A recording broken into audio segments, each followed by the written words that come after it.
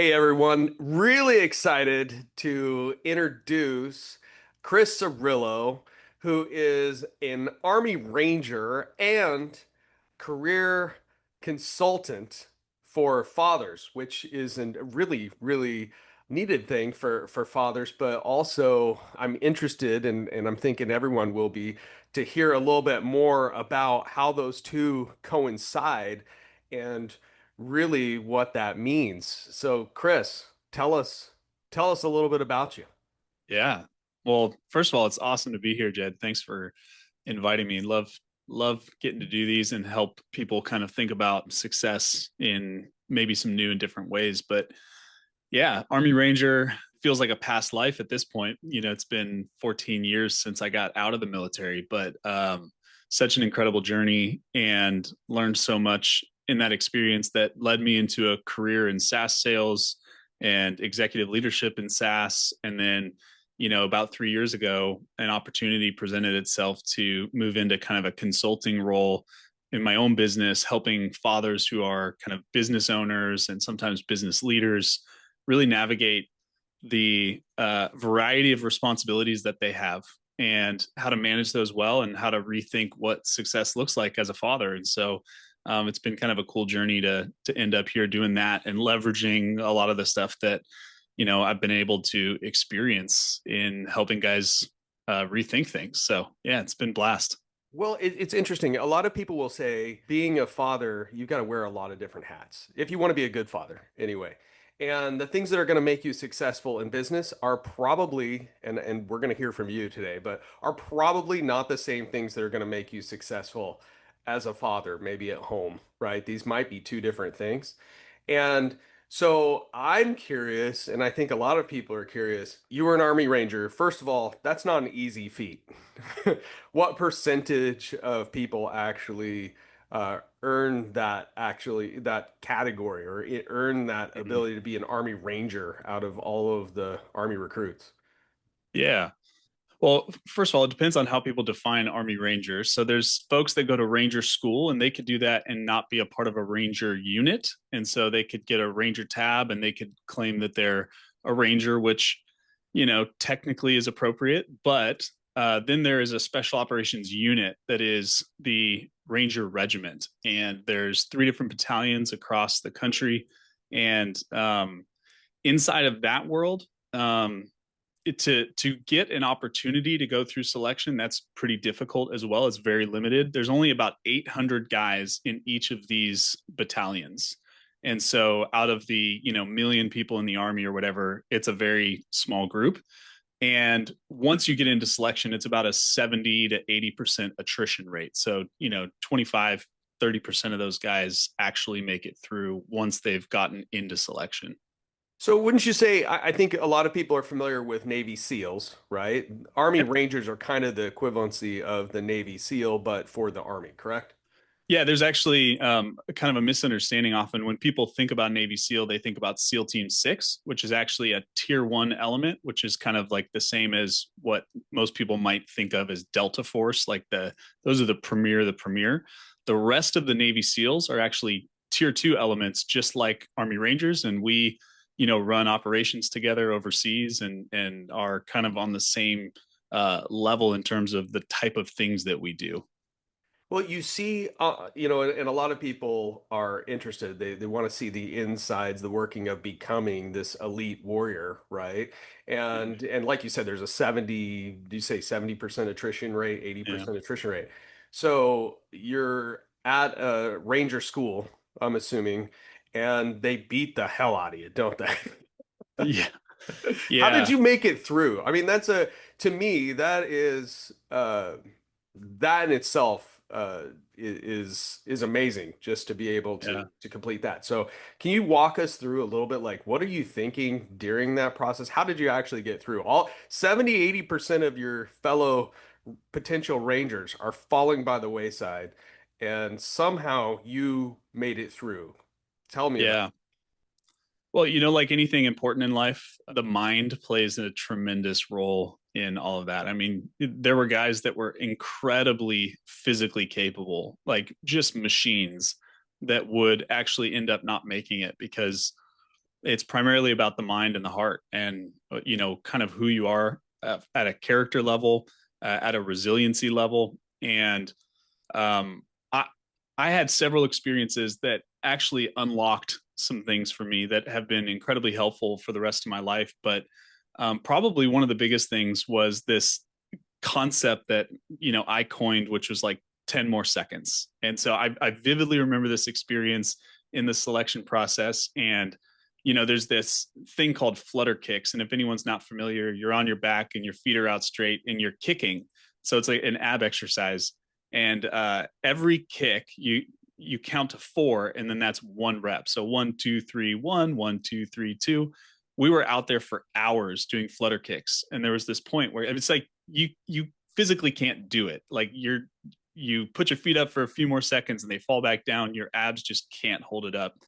And they just come around and they're yelling at you, get your feet up, like, and they're doing the thing that they do. And I just remember going, okay, I just need to do 10 more seconds. So I'd put my feet up and I'd do 10 more seconds. And then they'd collapse and I'd be like, okay, just do it again, 10 more seconds. And I put them back up, and I just kept telling myself 10 more seconds. And what it did is it actually allowed me to succeed in these little kind of micro opportunities. And if I could put those together, then I could make something meaningful in the long run. And I made it through this day of absolute hell where guys were just like falling out right and left. And I was able to do it because I kind of trained my mind to just go a little bit further. Oh, okay, go a little bit further. So I ended up using that all throughout, kind of ranger training and all of that stuff, because you'd be on these long 20-mile ruck marches with 90 pounds on your back. And it's like, okay, I just got to get to that tree. You get to the tree and you're like, okay, I got to get to that next tree. I got to get, and you just keep doing that. And it's amazing what you can accomplish if you just do these small little chunks rather than thinking about how much you have to do or how far you have to go, you know? So that was probably one of the most critical things that I took away from that experience. Well, I mean, and it makes a lot of sense, right? 10 more seconds. If I can just hold on for 10 more seconds, then I'll be able to get to that next point. And at that next point, I can decide I can get 10 more seconds, right? Yeah. And I think that's an amazing thing. What else did you take? You said you had several. Yeah, well, so Ranger School was something that, so you go through the Ranger selection process, and then once you're in the Ranger regiment, and you do a single deployment as a, lower enlisted, like a private or, corporal or something, they then send you to Ranger School, which is the like military wide school for the Ranger tab. And, it's the same story, different day. If you go straight through and you don't recycle and restart any phases, it's 3.5 months of living hell. Some guys end up there for a year because they keep starting over different segments or starting over the whole thing. And Like, that wasn't you though, right? You made it through the first time. I did actually, which is Okay. incredibly rare, and I'm so grateful that that happened. So for context, I lost 40 pounds in 3.5 months. That malnourishment, like 1,300 calories a day from a single MRE. When we're in the field 12 days at a time, you're getting about 90 minutes a night of sleep.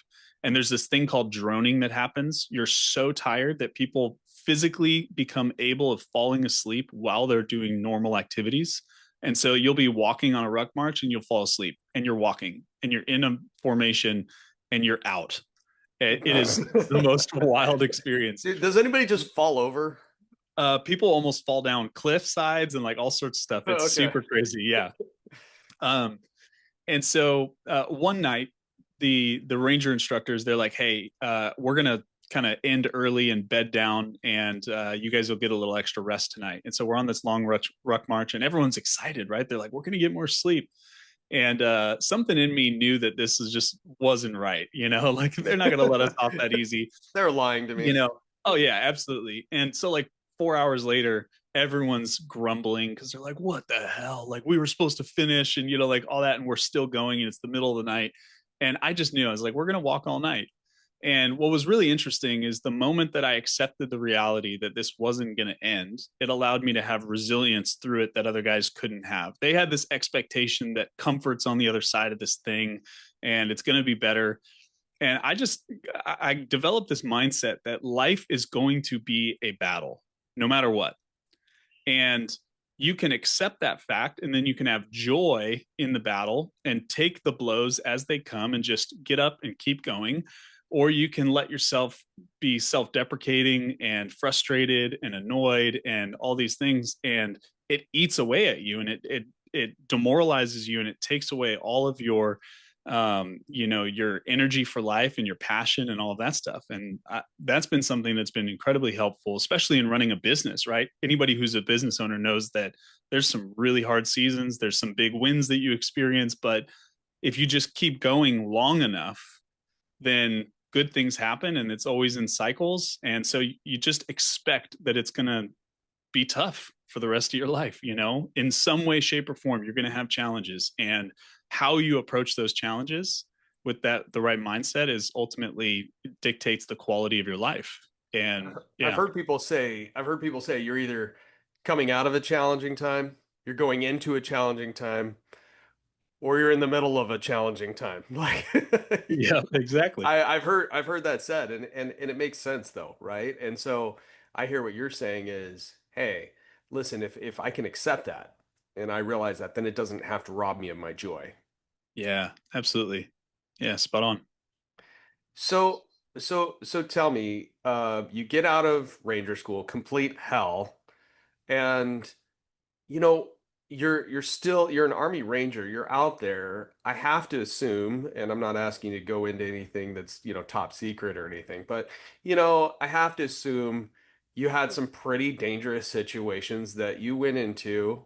And what do you feel like you learned having to risk your life? What did you learn out of that? Mm. Well, first of all, you have to come to grips with the reality of what could be before you even venture into that world. Like there is a sense in which you've already made the decision that my life is not my own and it could go away. And if you haven't consciously made that decision in those environments, then when you enter into the dangerous experiences, it's a lot more disorienting. So I think pre-deciding things is really important. It's like I made the conscious decision that if I had to give my life for my country, then I would. And I think that it's incredibly powerful what happens when you recognize that you don't have control and that things can just happen. It's not up to you. And so if you let go of the control of like I've got to save myself, then you actually make better decisions. You operate in a much smoother fashion. Um, the other thing that kind of came out of that environment is trying not to be frantic. When it comes to your life being in danger, it's really easy to start acting erratic. And we had this phrase that we use, which is slow is smooth and smooth is fast. So if you just slow down, we even had training to like teach ourselves breathing techniques to lower our heart rate when we're in intense environments because we want to slow down. And if we can slow down and we can process information clearly, we can make better decisions. And ultimately, we are faster and more effective if we do it that way. And so I think danger and especially your life itself being in danger, it provides you really a fork in the road. You can grip tightly to this illusion of control in a world where other people have choices that they make that can impact you and you have no control over it, but you have this illusion that I'm going to somehow control it. Or you can own what you own and you can do the very best that you can do given the circumstances that you're provided and recognize that sometimes it's not up to you how it goes. And you're going to end up, I think, doing a much better job.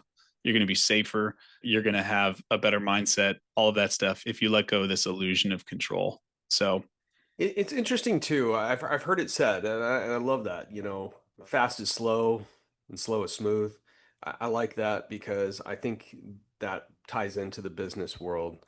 I think some people have this feeling that they'll be able to, without practice, without repeating the same processes over and over, that they're going to rise to this occasion and they're going to meet whatever challenge that they have mm-hmm.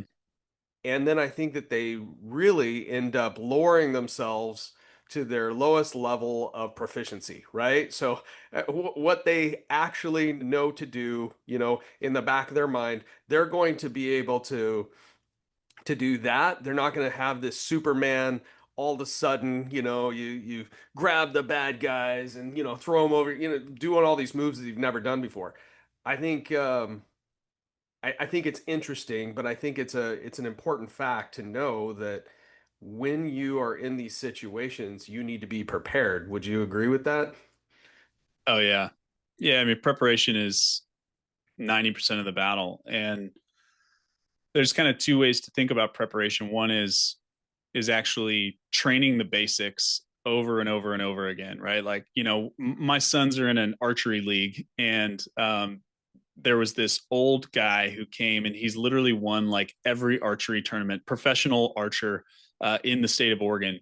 And he's giving all of these kids in different age groups, pointers. And some of these kids are teenagers in high school, and they've been shooting for years and years, and they're competing professionally as well. And in each group that he addressed, he talked about this consistent training on the basics. It's like never graduate from the basics. And this is why you have NBA players that, shoot 150 free throws every practice when they make every one of them anyways, right? Like it's the fundamentals.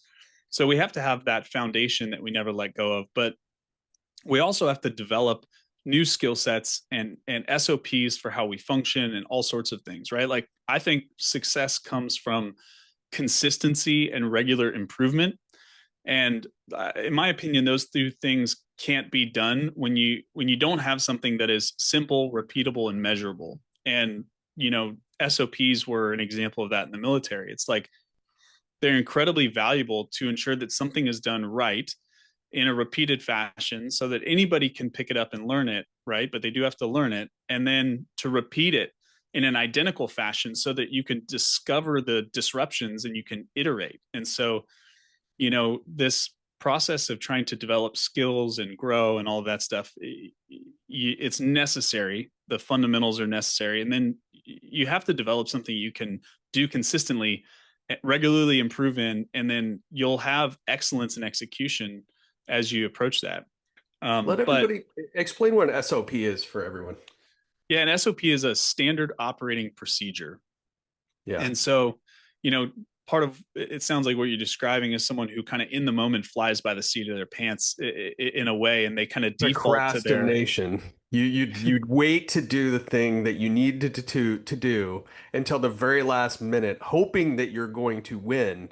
But in reality, you're yeah, setting yourself up for failure because you didn't do something in advance to practice. yep, yep, yeah, exactly. And this is why, people think of standard operating procedures as like, oh, when this, customer wants a cancellation, like, how do I go about but it's so much more than that. Like we had SOPs for literally everything, how you apply a tourniquet, how you do a mag change with your gun, like everything. And the idea of that is like, again, preparation. It's like if you've done something repeatedly and you're growing in that skill, then when the pressure hits, you're actually going to be able to show up the way that you need to. You can't just muster up something that you haven't developed.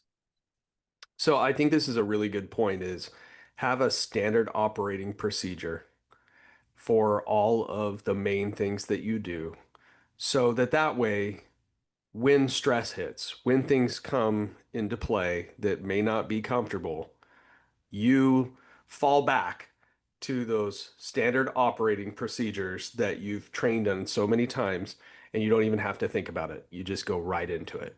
Is that what you're Yep. saying? Yep. But that requires uh, predetermining what you might run into, thinking ahead, actually mapping out what you might do in those scenarios in order to get to the desired result, then training those things, documenting those things, and doing them consistently. Yeah. So what that sounds like to me to kind of to really describe it in detail is work. Yeah, 100%. You Yeah. need to do the work. Tell us about this business you're doing, leading fathers. You're a consultant for fathers. Tell us what that means. one of the things I learned in the military is thinking about systems and how things operate in unison and conjunction with one another, having some kind of integrated operating process. And I mean, this is necessary all across the military. There's various units that you work with. I mean, we might be out on a mission and we're working with, 4 or 5 different other units. Like we've got, overhead, aircraft, and we've got, Air Force, forward observers. And it's like, it's across the map, right? So integration in how things function together is really key. And something you said earlier about how I'll push back a little bit. You're like, the skill set for fatherhood is maybe different than work. I actually think that fathers are more successful when they bring a lot of the things that they do in work into the home. It just obviously looks different. And See, I so, love it. Push back. You know what? I don't want to have a predetermined outcome. I want yeah, you to tell us like, hey, Jed, this is the way you should look at this because you're the expert in that. I'm assuming because I think a lot of CEOs or high performing business people struggle with relationships at home. And that yeah, means like their significant other, it means their kids. I can't tell you the countless number of very successful people that I've known that have almost no relationship with their family at home. And yeah, to me, it's absolutely sad.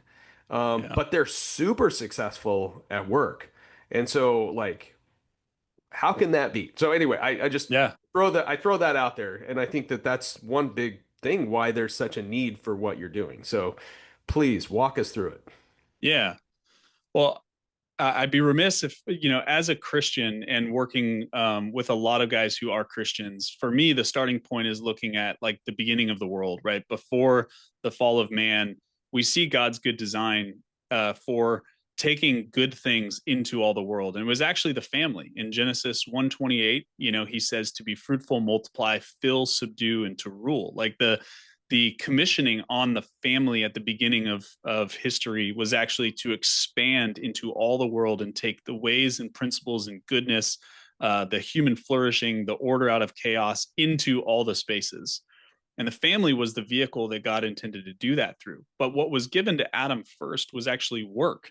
And the family was intended to be this integrated, operating system, this household operation that would do this work together. And so what we often do is we put work in a bucket over here, we put family in a bucket over here, and they don't ever cross paths with one another. And so then it becomes odd for us to think about using skills that we have at home that we often execute at work. So I'll give you one example: a one-on-one meeting. A good leader is going to have one-on-one meetings with their staff to check in. How are you? How's it going? How can I support you? What do you need? Hey, I noticed this thing that was going on. Can we work on this? How do you need my help to train on this? Like those kinds of things. But we don't do anything like that with our kids, as an example. What would Mhm. happen if, every week you took a different one of your kids out on an hour one-on-one lunch date and you just asked questions and checked in on them and saw how they were doing and, hey, how's school and what's going on in your heart and how can I help you? I mean, that would massively change the relationship that you have with your children. And so it's using a skill, and it doesn't look exactly the way it would in a one-on-one meeting with a staff member, but it produces a similar kind of result. Another example is like we're talking about SOPs and we're talking about systems and all this stuff. Well, what would it look like to take my mindset around vision and mission in my business and how that plays out in strategic execution and think about that from a family perspective? Like one of the things that I often help guys do is you have to come up with a consolidated system and framework for how you function, and it needs to be integrated. If it's not designed to function together, then inevitably you're going to have things that are competing priorities with one another. And so what a man needs is to catch a vision for his family and for his life. He needs to think 30 years out from now. And the problem that most of us have is we trade today's discomfort for tomorrow's pain. So we decide not to do the thing today that's uncomfortable or painful. And the pain that we experience is usually 30 years down the road. And we don't realize what we're making a trade off for, but it's way worse. And you see this with people who are really successful in business, incredibly wealthy, and they're on their deathbed. And the one thing they wish they had done more of is spent time with their family, built relationships with their kids, like those kinds of things, right? And I hear I've heard this saying, which is that no one on their deathbed, no successful person on their deathbed looks at you and goes, Chris, I just wish I could have spent more time at work. Yeah. And I could have just closed one more deal. Yep. I don't know. I mean, maybe there's somebody out there, but I don't think people No. really think like that. So what you're saying makes a lot of sense. Yeah. So what we need to do is the pre-work on that, right? And so I often have guys, hey, they contemplate a 30-year vision of what their family would look like if nothing changed. I think a lot of people would make a 30-year vision, but I think that a lot of people have a hard time, like 30 years. How am I going to come up with a vision 30 years from now? And they struggle with coming up with that vision, which then if you can't come up with the vision, how do you plan for that? You know what I mean? Yeah. Yeah. So one of the analogies I use is Google Maps.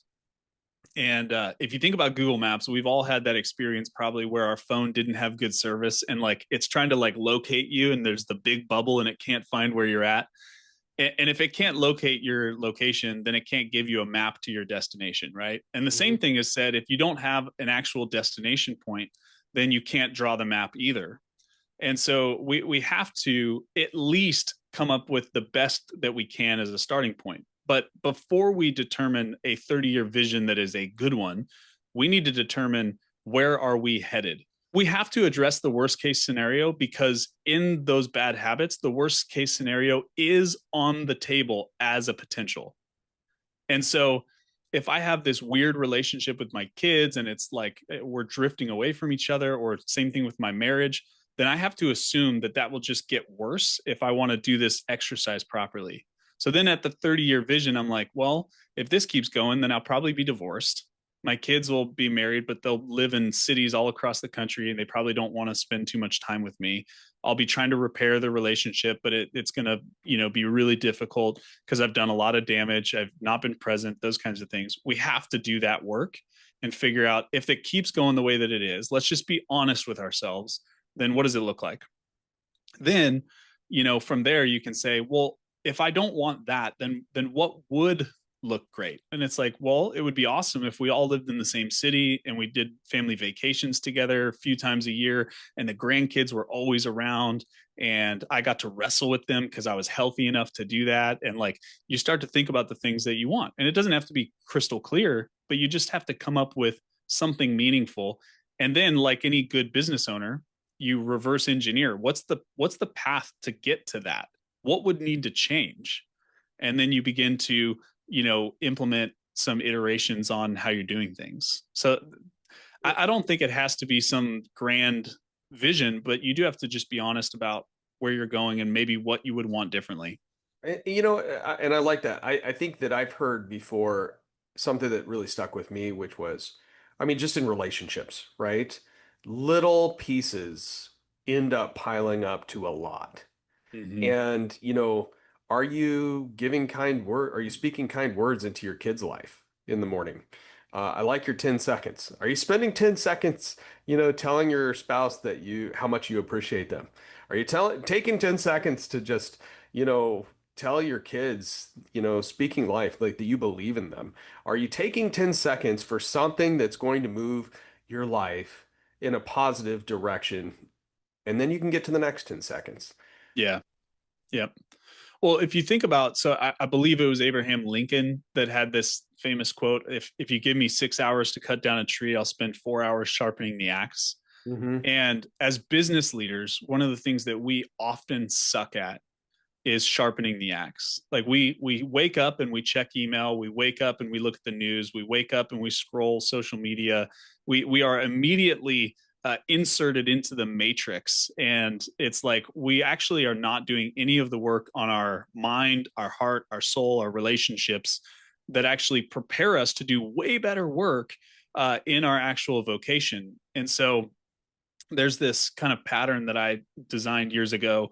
I call it the daily 15, but it's a 15-minute kind of morning routine that guys can do every single day for the rest of their life. Didn't you And didn't you write a book? Isn't it called The Daily 15? It is. Yeah, I did write a book. You need to Yeah. tell people, you need to tell people where they can find it, and then you can finish talking about it. Yeah, you can find it on Amazon. Just search the Daily 15. 15 is the numbers, not the word. And yeah, it was It's an easy read, easy to apply. I'd highly suggest it. So anyway, go ahead. The daily. yeah, yeah, it's only about 60 pages, and by God's grace, it hit an Amazon bestseller in kind of like the men's leadership space during its launch. And what that showed me more than anything, I mean, that Amazon bestseller isn't like something amazing to write home about. It's not like New I York think it Times or is. anything like that. But There's millions of books, and yeah, the majority of them don't hit the bestseller. So I think you gotta take the wins where you got them. Like that's a yeah, big deal. yeah, I appreciate that. But I think what it was it's a check engine light for me that most men struggle in this area. It's like the sharpening of the axe is something that it's like everyone hears about I call it morning routine porn, where it's like you get on YouTube and you find all the gurus and they've got like their 2 hour morning routines and they're doing everything from like cold plunging Yoga to in the like middle of red the light therapy. Yeah, forest. it's like it's and it's like no, we need something. Again, we need an SOP. We need something that's repeatable, that can be measured, that can be sustained over a long period of time. The work that you're doing sharpening the axe feels like the absolute least sexy work most Oh, of the time. absolutely. You feel like you're not making any progress. Sometimes you feel like you're wasting your time. Sometimes you realize, hey, listen, this is sharpening the axe. But it's that enables you to really succeed. And so, anyway, I just want to Yeah. throw that out there. A lot of people feel like they're spinning their wheels when they're sharpening the axe. Oh, absolutely. Yeah, it's the most mundane thing 80% of the time. And that's the thing that makes successful people is the ability to withstand the mundane for a long period of time, to learn to love it and to stay faithful with it. Because, if you think about going back to the money example, if I'm the investor who puts some money in and I into the, S&P and like I just leave it over the course of a long period of time, that's going to generate a tremendous amount of wealth if I'm continuing to just add small amounts into that and I leave it alone. Consistency is what is going to produce the outcomes that you want. You look at Warren Buffett, the man made like 80% of his wealth after the age of 65. Why? Because he just kept running and playing the long game and it hockey sticked. And so we want to do that in a variety of areas. And so the daily 15 is, a very simple and sustainable way that people can approach that. I mean, I got a handwritten note from a client in the mail, and he's like, "Hey, I've done the daily 15 for a year now, and it's amazing. I've done, you know, 10,000 push-ups, and I've done, he's done more in a year by doing these micro chunks of 15 minutes than he's done in the last 3 decades." That's just one small example of kind of what I call minimum effective inputs. And this is a really important thing when it comes to sharpening the axe, when it comes to relationships in your family, when it comes to the health of your household. Minimum effective inputs. We often talk about micro habits in our culture, and it's like micro habits can sometimes be ineffective. They can be so small they don't actually move the needle. What we want to do is we want the minimum amount of stuff that we can do that is actually effective in producing some kind of result, and we want to sustain that for a really long period of time. If I just invest, if I use the Acorns app and I invest a couple of cents out of every, like $10 a quarter across my The spending, difference of to round to yeah, the nearest dollar off of round to everything. the yeah, that's probably going to produce no measurable wealth development in my life. It's helping me with the practice, but Does it's your really not. wife use Amazon? Because if she does, then maybe, just maybe you would be very wealthy. And so it's like the you can have minimum and ineffective, or you can have minimum effective. And so I'm looking at in every category how people show up in their marriage, how they lead their household, how they approach their physical fitness and their personal capacity. We want to see what's the minimum thing that you can do that is effective at producing an outcome, so that we can actually implement something sustainable over the course of the next 20 years rather than just the next 6 weeks. And if I we can think do that, we can create a meaningful life. I think this is why 7 minute abs made it so big? Because they were like, Uh, if I only have to do 7 minutes and I get killer abs, that'd be awesome. I think you've motivated me to the point where as soon as we're done here, I'm gonna do some push-ups. But here's the question I like to ask people, which is, do you think you are successful? And if so, why? I want to be careful to define success away from outcomes and more around inputs.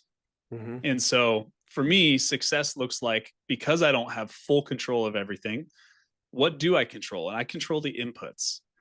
And so I would say today I'm successful because I control the inputs. Now, I'm probably not successful in some people's eyes because they measure success differently.